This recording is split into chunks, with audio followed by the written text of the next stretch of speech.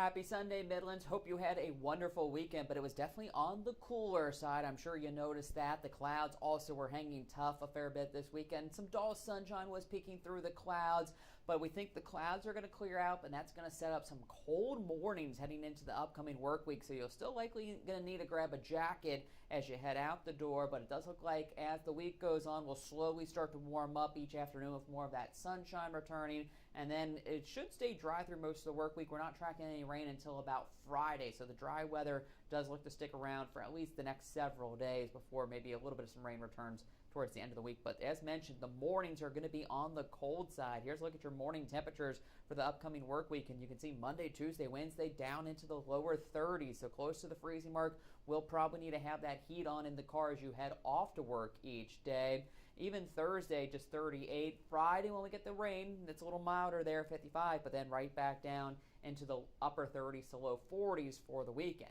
Now, as I mentioned, yes, the mornings are still going to be cold, but at least the afternoons gradually start to get a little bit warmer each and every day. So tomorrow, we're back into the upper 50s, which is kind of like what Saturday was. So still a little bit on the cool side, a little bit below average for this time of year. Tuesday, closer to average in the low 60s. Wednesday, mid 60s. And then Thursday, we're close to 70 degrees. So I do think Thursday is probably going to be the warmest of the upcoming work week.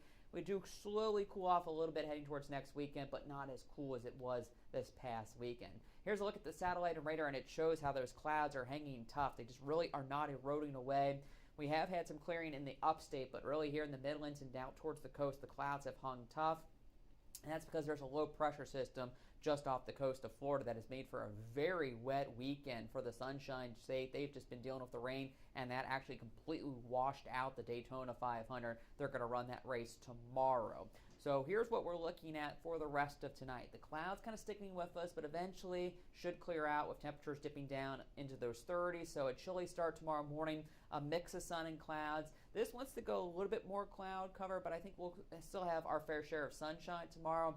But again, not quite as warm as we initially were thinking. I think we maybe only now make it into the upper 50s for highs tomorrow afternoon. And that's because that low still kind of hanging just off the coast of Florida, Georgia, and the South Carolina gives us that little bit of a northeast breeze coming around that system, and our high pressure off to the west hasn't really taken over just yet. But it does look like on Tuesday that high shifts a little bit more to the east, pushing the low further out into the Atlantic. So we'll start to slowly warm up and get a bit more sunshine Tuesday afternoon.